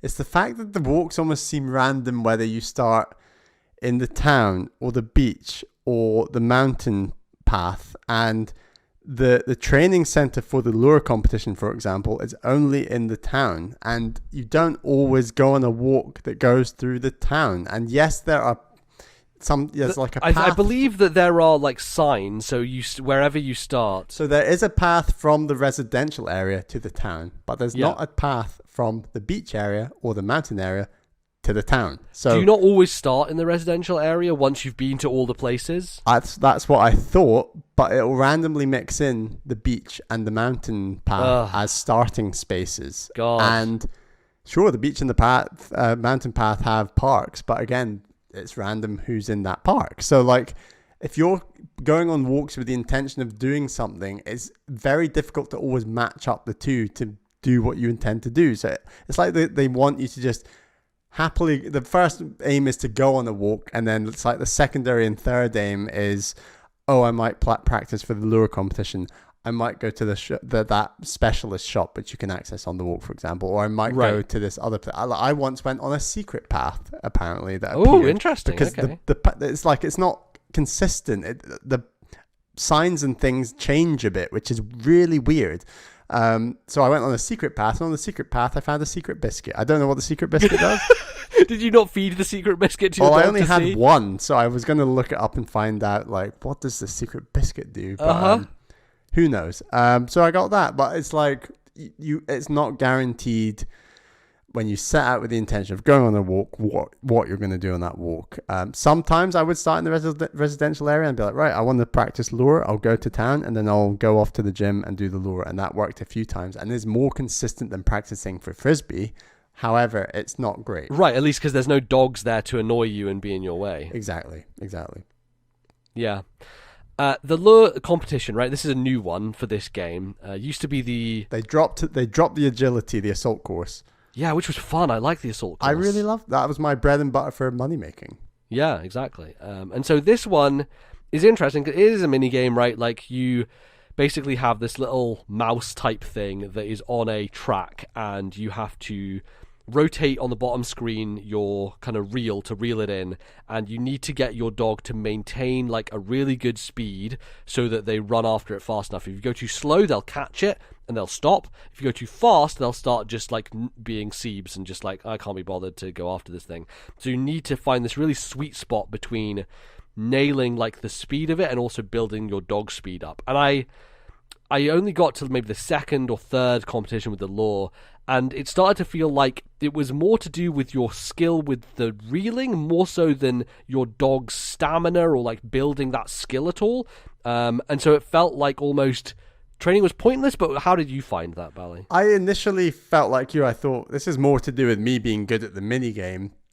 But then there was like, I had been training, and then middle of the contest, in like maybe the second or third one, Abby just absolutely started sprinting her heart out really fast, and I had to reel really fast, and we were like sailing to the end. Oh, geez. So like, that was definitely based on practice more so than just my ability at the reel speed. But did you also get like the hurdles that come into it? I don't think I got to hurdles, no. I got to some turns and bends, because sometimes you'll knock into other dogs as you go around the corner. So they introduced these hurdles, and you have to stop the lure past the hurdle and beep the horn in the middle in order for your dog to jump over the hurdle, and then you got to start reeling again. So it's just adding another level to the mini game to make it a little more difficult. And it was my fault a couple of times we lost that, where I definitely been training with Abby, and she was really good at it, and then got to the competition and I screwed it up and we failed, but I re-entered and I was able to win. I think we got to like the second highest for lures, and like I even unlocked like a banana lure, for example, and stuff like that. Oh, that's fun. Okay. Which appeared in my shop, and then I bought it, and then like Abby really likes the banana lure or something, so you can like go faster. So I like this. I think it's a shame that they didn't add this and have the agility course, because I think the agility course was pretty cool as well. And it makes me wonder, are lure competitions a real thing? Is this like a Japanese thing maybe? I want to know now, so I need to look that up. Because it also does kind of seem like a thing a cat would do as well, right? Like, you wonder if at some point in development this was supposed to be one of the cat mini games, and you were going to have 3 for dogs, 3 for cats or whatever, and because it was a launch game, they had to do rush development probably, it ended up just being like, oh, let's just do dogs and let's just leave the cats with nothing, essentially. Because it feels like it would work really well as a thing to do with your cat, as opposed to your dog. So I don't know how that worked out, but yeah, I enjoyed it for what it was, but it didn't make me feel like I had to keep doing it, because I was focusing much more on the obedience competition. That was usually my bread and butter, which is essentially you teach your dog tricks. And do you remember in the first game whether you had a list of tricks to teach them, or whether it was just you figured it out yourself? Because I feel like we looked either on the internet sometimes to figure out what tricks to do, or... I think it was online, you're right. And you also didn't have to use treats to get them to do certain tricks. It was it was only movements on the touchscreen. Right. And I think that's why we found out like breakdancing and shit like that. There was like almost hidden kind of really tough stuff. Right. Whereas now they're like at the end, oh, here's breakdancing. I also didn't remember if in the first game you could only learn 3 tricks a day. I imagine you could. Probably similar thing, I would imagine, just to limit you and make sure you don't do too much. And similar with number of competitions you can enter, so you can enter each one twice per day. It's like they know if you played all of the game back to back, it's like a 4 or 5 hour game, but they don't want you to kind of sail through it. So they want to stretch it over however long. But the other thing with the game is, and this first game did this as well, is you only get certain things for playing it for, say, 30 days. So you have to, if you want to get everything, if you want to get the robot dog, which is a fun, like, secret unlockable at the late game, you have to play it for 33 days, and then you'll have enough quote-unquote owner points, which is like an invisible currency, I guess, for you to unlock that as a possibility. How did you find training with your voice again? I think you mentioned to me that it plays back your recording after you say it, and it really tells you how low quality the 3DS microphone really is. Is it possible the 3DS microphone is worse than the DS microphone? I don't know. I feel like they're probably same build quality. They probably use the same parts, didn't they? It sounded so bad. And maybe the DS game never repeated your voice back. Can you remember? I don't remember. No, I don't know. I can't remember either. But yeah, so it was really bad. I think the process, though, of training and writing down the tricks and then entering the competitions, I think one thing the obedience trial does now is that it'll ask you to do the trick the way you wrote it down rather than the generic name, which is nice good improvement. Because I think we both fucked up. Like when we were doing the shaking hands thing, I did the left paw and I called it shake. I'm not realizing that there's also a command for the right paw, and so I was like, oh, for fuck's sake, I just called it generic shake, so like what am I going to do for this other one? And so I just called it right paw, and I was like, well, I'm just going to have to remember that. But then you go into the obedience trial and it's like shake or right paw. It tells you the one that you have written down, which is nice, definitely. Yeah, I ended up going paw and right paw. So, but yeah, no, so that stuff is good. I think you can kind of teach your dog very quickly, very easily, as long as you're in a quiet room and you're clear. And I think this had a lot to do with me not playing as much of the game as you did, is because it's been fucking hot in London, right? And so I have a fan on me constantly. So I was really discouraged from doing a lot of the obedience stuff early, because this last kind of couple of weeks has been stupidly hot. And so I don't want to be sitting there playing something without any sort of like wind blowing on me, which is funny because there's an item that's the bubble blower, and I took it out and it's just like blowing bubbles really crazy, and I'm like, oh, interesting, it's like automatic, and I realized, oh no, it's my fucking fan behind me that is non-stop blowing the microphone, and so the bubble blower is just constantly going, which was interesting. But that meant that if you try and do commands while that's happening, the background noise of the fan would just fuck up the microphone. So that's why it took me a while to get into doing that. The obedience is definitely one of those areas that I think is, you feel the mechanics a lot more than you did back in 2006, where I think in 2006 it was a really impressive, like, whoa. You're like, wow, the dog can actually hear me, versus the facade of like, oh, it's interpreting via algorithm my voice in order to... Now we're in a world where everyone has Siri on their phone and everyone's doing voice commands all over the place, that, you know, I think it's less impressive now. But I mean, 2011, I guess Siri wasn't synonymous with everyone. Maybe. But yeah, certainly in 2020, it's less impressive. It's still cool though, right? Like I still enjoy like saying all these commands in a row. Yeah. So the one that always messed me up was play dead, because every time I said it, he just wouldn't listen to me, or like the intonation on it would be somewhat different. And I clearly remember that being an issue in the old game as well. Play dead, for whatever reason, was always a problem, and I was thinking I should probably change that to something else, because I don't know if you can you go in and edit your commands? So you can't edit it, you just forget the move and relearn it. I see. Okay. Which I had to do for a couple, I think. But yeah, and I always found the toughest one in obedience is holding the moves for, I think initially it's 5 seconds, then 7 seconds. I think it goes up to as high as 15 seconds by the top. Jesus, man.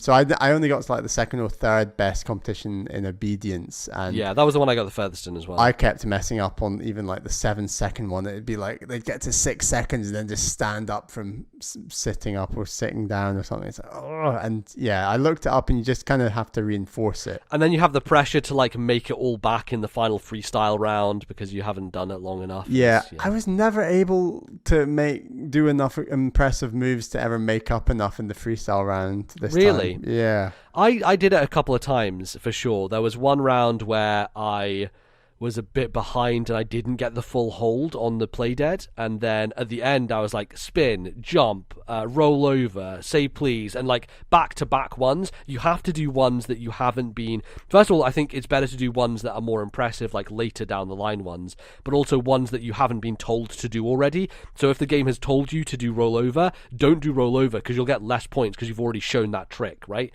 And it's also easier to do them if they're already, so say you are doing stand up, it's better to do sit, then stand, then legs up, then chair, like do all of those back to back because it's much quicker for the animation to take place for the dog to get from one stage to the next. So that makes sense. So yeah, cool. Any more to say on competitions? Well, there's the frisbee, right, which we tried to practice in the park and got a bit tricky. You have other items in this game as well to practice with, one of which is the boomerang, which I found really fun to just throw about, but I don't think my dog ever really got good at catching a boomerang, and I don't know how much that impacts their ability in the frisbee throwing competition, if like it improves some of their like catching skill or that type of thing.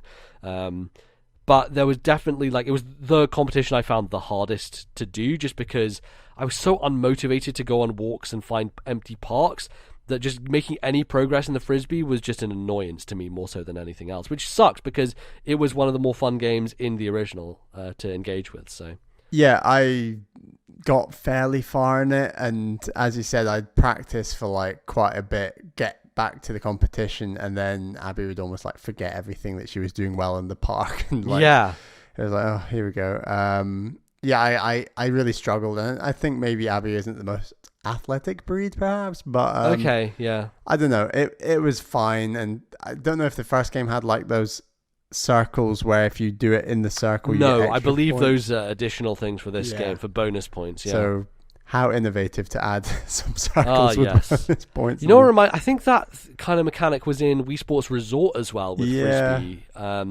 So again, like you really see some of this late Wii era influence on this game. There's a real Wii Sports vibe to Nintendogs in general, kind of, where it is like this. Yeah, but I think the first game was far more distinctive. Like it felt like it had its own identity, where this one feels like some of its identity has been stripped away and replaced with Mii's and Woohoo Island vibes and a lot of stuff that was, I guess, you think about the transition that Nintendo made from the Wii and the DS to the 3DS and the Wii U, and it was all about maintaining a lot of these things that had made them successful. Yeah. And so I think they felt that need to put in Mii's and to put in all these what things. If the original Nintendogs was the first game to actually be set on Woohoo Island? We just don't know. We just never found out. Yeah, who knows? I don't think so, because like that neighborhood looked more like a kind of generic town versus this one, which feels far more kind of inspired by that Nintendo stuff.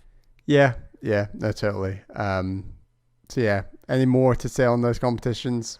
I don't think so. I think they are like your bread and butter. It's how you're going to make money throughout the game, right? So one of the things you can do is you can kind of cheese it by saving before you do a competition, because you're going to do 2 a day. So if you royally fuck up in the obedience trial, you're like, I just turn the DS off and go again. Tried that. The other thing we have to bring up with the obedience trial is the AR cards, right? Oh, of course. Because for whatever reason, you have to use the built-in or the AR cards that come with the system. You have to use it. There's no option. Yeah, there is no option. And obviously at this point in my life, I don't know where the fuck my AR cards are. I'm in London. They're probably in Edinburgh in a drawer somewhere, right? And so me and Bally are like going on the internet trying to find like replica AR cards. And this dumb thing about it, right, if you do it on a computer screen, the dog is going to pop out of the bottom of the AR card. So if you're facing a computer screen, you're looking down, top view, like helicopter view, on top of the dog instead of seeing it. I mean, I had my laptop, so I could kind of angle my laptop in a funny way to make it a little better, but I see what you're saying about a screen just facing you. Yeah, and that's what I had for the most part. I did try and put it on my phone, and then I realized my phone would go to sleep halfway through, and so it would disappear and then mess up my tricks. So I had to set my phone settings to not go to sleep after 30 seconds, and then I had like the Mario card on my phone. So I could treat it more like you would with a traditional AR card where it's on the table and you're looking down on it. But it just feels like such an unnecessary thing, and absolutely a symptom of this being a launch game, once again. Like, I think that is, like, if you say anything about Nintendogs Cats, it is like launch, launch, launch. That is everything surrounding every design decision that was made, all the stuff to do with it. Because I don't think a game that had come out, say, 3 years into the 3DS's lifespan would have had any of that stuff in it. It wouldn't have made sense by that point in time. No, everyone lost their AR cards fairly fast. And I like those mini games, right? I remember the ones with the targets where you would go around and look around the environment, and it was really cool because 3D was so fresh and different back then that people were like, whoa, this is amazing. And you obviously, the weak launch lineup for 3DS generally meant that you were playing Face Raiders a bit, and you were using the AR cards, and you were making pictures and drawing 3D images and taking 3D pictures and those types of things. But yeah, Nintendogs didn't really need this, and it kind of strips away some of that personality and identity that I think the original game had when you did a competition, because you were almost in a room in a space that existed, versus now it's just generic curtains being pulled back on the dog in your real world with a bloody annoying horn every time you start that contest. It drove me nuts. The horn is like, meh. I also wondered how much the sound from the game itself bled towards the microphone, and making the decision of when to start saying it after the bleep happens. Yeah, you got to be super clean and like straight after the announcement almost, don't you? Yeah. So not great.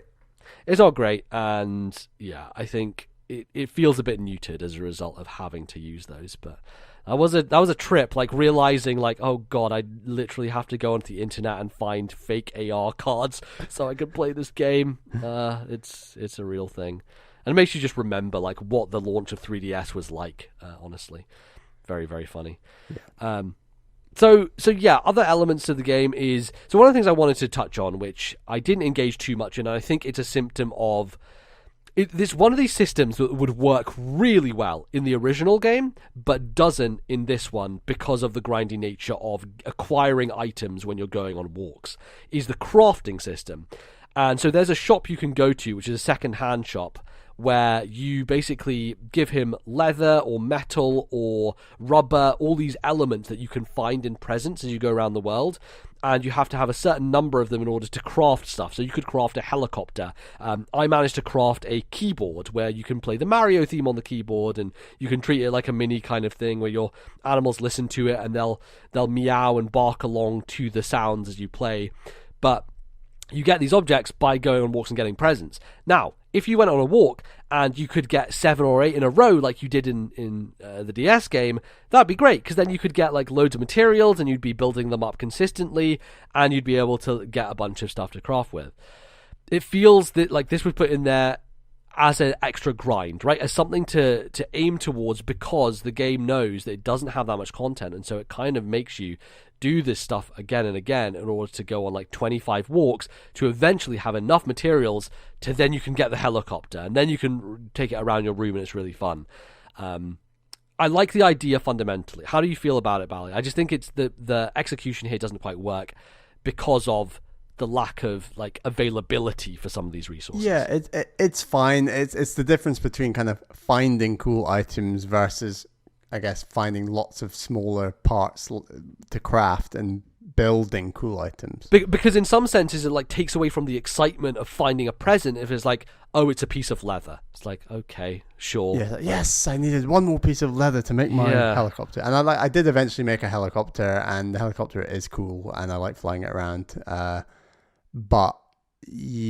it's a good way of getting a cool item without spending money. Like, it's a separate system, so that's fine. But again, you could just find a gift as it were. So it seems like a very strange thing for them to add to this game, when I think it's maybe just a bit like, it's one aspect where I think the original game is stronger if you look at the way the walks are structured, and the way that you can find cool items like a Mario Kart. And the Mario Kart, you were always more likely to find top tier items the further you were from your house. And that was a cool thing to work towards, because even when you could walk maybe a middle distance but not a long distance, you could specifically go far from your house just to go past a present that could hopefully be a Mario Kart and come back.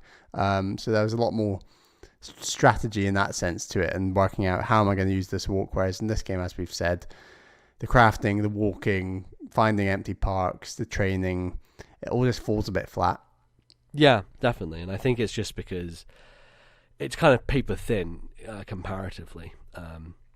And then like, you know, you have your tasks of like, you feed your dogs and your cats, and you get them some nice biscuits and things. And I think it probably helps in terms of the obedience stuff. It kept, after I had been practicing and like saying, okay, do this trick, then this trick, then this trick. After you do like 6 or 7 in a row, it starts flashing the biscuit icon next to your dog to be like, okay, this is a good time to feed them, to reward them for what they've done, right? So you would kind of almost log their progress, like if you feed them a biscuit. Yeah, like reinforcing it. Yeah. Reinforce it and be like, yes, this is good, keep doing this type of deal, which I thought was a neat way of kind of improving their skill to some degree. But yeah, I think like the cleaning mini game is just the exact same. There's not much to it. You just put a bunch of shampoo. If they're dirty, it's all like black shampoo, and it just goes really dark, and then you wash it off and they're shiny clean again. And it's, yeah, just feeding them and doing that stuff just feels like busy work that doesn't, and it's the same, you know, as you did back then, but again, some of the novelty is worn off. It feels like, okay, every time I log on to this game, they're famished and they're parched, and I have to feed them and I have to wash them.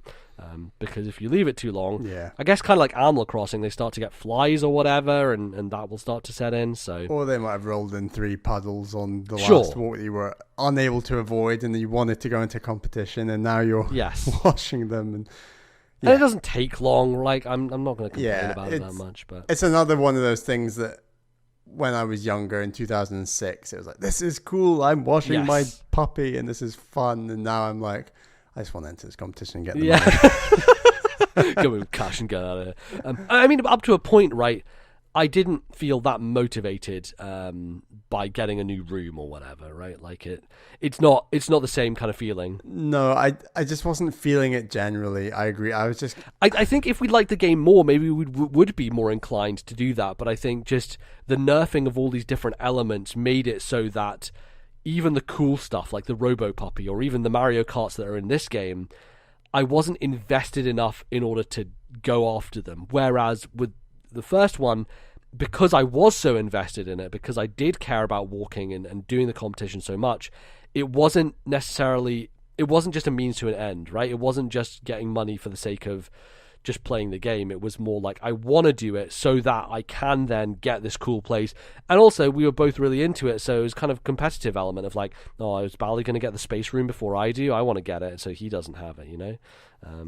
Yeah. Well, I mean, one thing this game does add is you can now buy furniture and put it in your house. Yeah.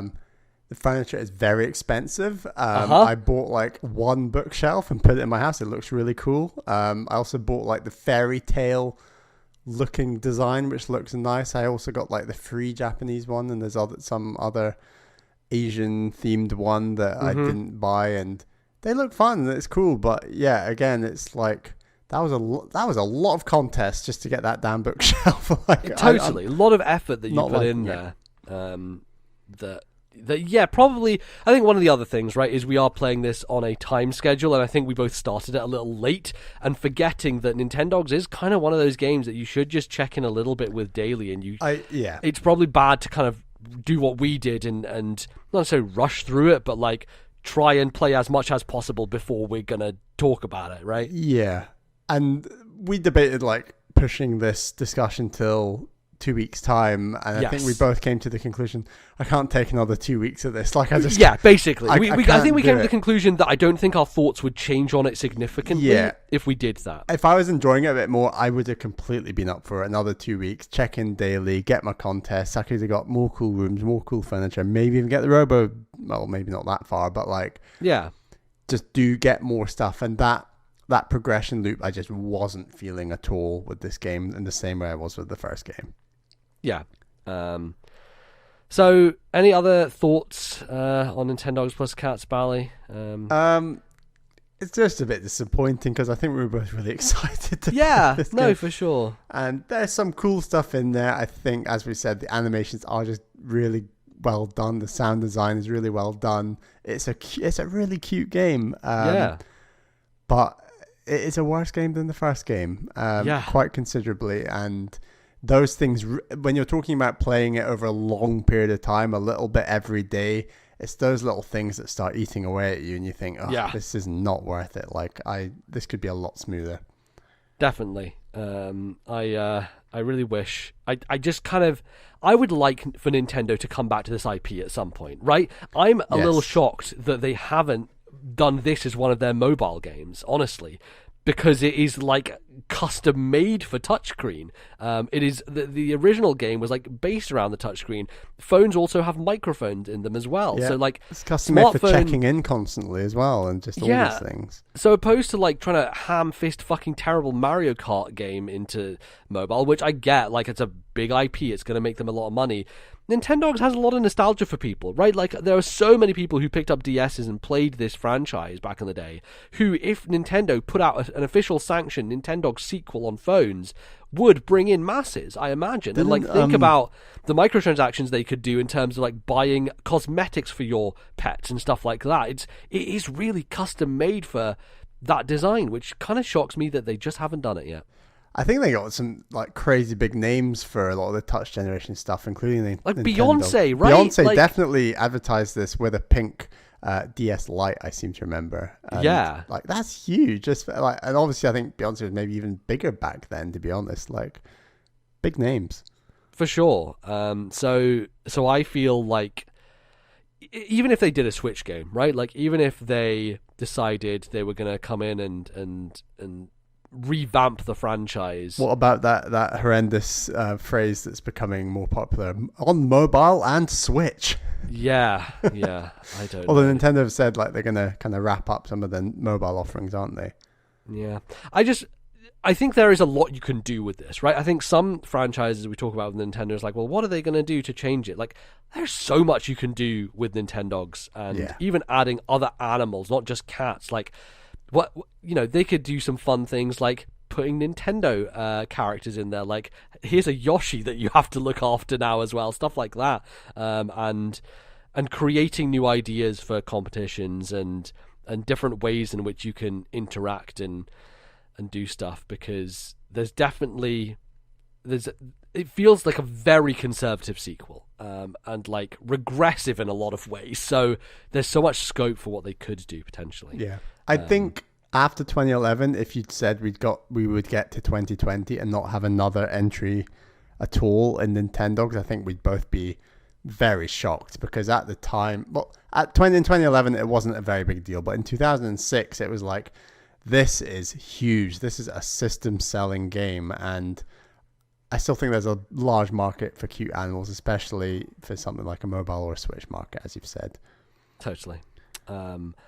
So we didn't get too many emails on this topic. I guess people didn't want to play the game, and that made sense once I started playing it. It's like, well, you maybe made a good decision for not playing it alongside us, I guess, because there's not much here. We did get a kind of a memory of the original game from Kevin on Discord, if you want to read that, Bally. Yes, Kevin says, I distinctly remember Nintendogs being the game my sister bought a DS for, and later, once I traded in my original for a DS Lite, she gave the game and her DS to me once she stopped playing it.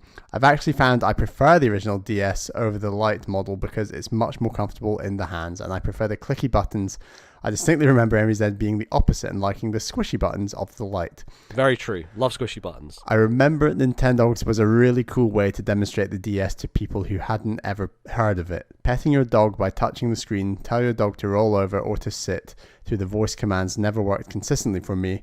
I also remember unlocking a Mario Kart RC car in the game and driving it around feeling very special. The game is one of the most DS-centric games in my eyes.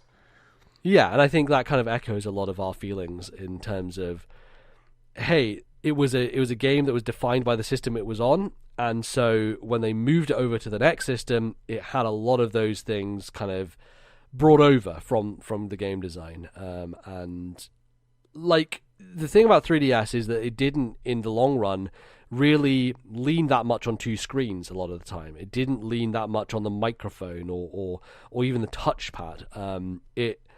Those were there as a result of kind of grandfathered elements so that you could play old DS games more so than anything else, because the 3DS just kind of became its own thing, and it did have 3D a lot of the times, but eventually it was just a platform for like good video games, right, that didn't necessarily engage with a lot of these extraneous elements. I mean, the extra screen almost became important for all those Fire Emblem games, for example, that just had a lot more stats and things on the bottom screen that just really made the whole experience very clean, very clear.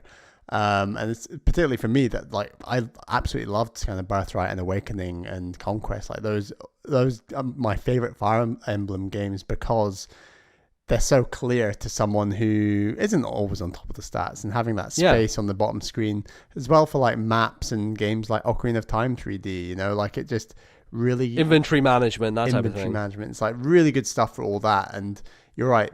Experiences like the Touch Generation games and like Nintendogs were really few and far between in comparison. Yeah, and that's why it kind of feels like a relic or a holdover. It's trying to straddle two generations, right? Like it's trying to bring over this audience they had on DS while not really kind of, you know, doing anything else to extend itself past what its capabilities were originally. So yeah, Nintendogs plus Cats. I'm glad we played it just to know, I guess, more than anything. Like from a historical curiosity standpoint, I just wanted to kind of get to it, but it's a shame. It's a shame it didn't live up to expectations. Hey, that's how it goes sometimes. I feel like this is the first Backlog Club where we've been not like severely negative, but like not coming out of it being like, that was great to revisit this classic game, you know? Yeah, I think we went in like hopeful this could be really great, hopefully, and then it just wasn't. I feel like another game that we kind of went in, well, I was very confident and you were maybe less confident with something like Wave Race, and you came away from it being like, hey, that was actually really cool kind of Wave thing. Race 64 is a great game. Yeah. Like really, really good. So I think there's other games we've gone into where we're like, this is probably going to be very good, like a Minish Cap perhaps, and we both came away pretty damn positive on that game. But yeah, it's nice to mix it up with the Backlog Clubs. Sure. Interesting stuff at the very least. So that's going to wrap us up for this episode. Thanks everyone for listening. I was going to say watching. I mean, you technically could do if you're on YouTube and just staring at the logo on the screen as the audio plays. Great logo. But yes, you can find us all over the place on the internet, and we do lots of different things. We have a Patreon, which is one of those fun things, and if you go to patreon.com/ThisNintendoLife for $1, you can get our bonus show, This Nintendo Life, where we talk about Nintendo video games. We just had our episode for August, which we talked about Ghost of Tsushima and some other fun things, so you can check that out for $1 over there. And we'd like to thank some of our patrons as well, Bally. Thank you to all of our patrons, but especially to our $10 tier patrons. They are Atari, Alex, Thomas, Matthew, and my fiance Caroline. Thank you all for your support. And yes, we will have another episode of This Nintendo Life coming out in September, which is quite a way away, so hopefully a lot of news is going to drop before then. Maybe we'll know the prices of those consoles at that point. Who knows? It's a fun time. Yes. We are on social media, on Twitter mainly. I am at LordNBZ. Where can they find you, Bally? I'm on Twitter at Ballyman91. That's BALLYMAN91. I need to send you a picture, MBZ, to make a meme. I've got a meme idea that is going to be fun, so I'll post that. Maybe it'll be up by the time this goes up. Who knows? We'll see. And yeah, you can follow the podcast at TNL Podcast on Twitter, which has links to our Discord, to our YouTube channel, all this stuff in the description of the show as well. But go check that out. We can be found all over the place. We're on Spotify, we're on Stitcher, we're on Apple Podcasts, and as we said at the top of the show, iTunes reviews / Apple Podcast reviews really would be appreciated at this point in time. It would be great if you can write one, just write a few lines and say, this show is the greatest thing ever made by humankind. Because you all think that, obviously, right? Like, clearly, that's what this show is. That would be great. We'd really appreciate that. So head on over there if you can. And yeah, that's probably gonna close things out. We're thinking about doing another Backlog Club for this year. It's getting to the end, and we'd only done one, so I feel like we should probably do another one. So we'll have a think. It's not the end of it. We're middle of August. I know, but like it feel like when you get to August, I'm like, all right, the year's done now, almost. You know, like I have that feeling, even though we have a lot of time. There is like a video game feeling of we're getting into like, you know, the heavy releases come out in like September, October, November, and then you're just in so many releases ahead of sort of game of the year discussions, end of the year discussions that I can appreciate. It does feel like the end of the year, middle of August. Definitely, we'll see. Anyway, that is going to close us out. Thank you, everybody, for listening. We'll be back in a couple of weeks' time with some more podcasting, some more video games, some more Nintendo. Until then, thanks very much, and we will see you soon. Bye-bye, folks.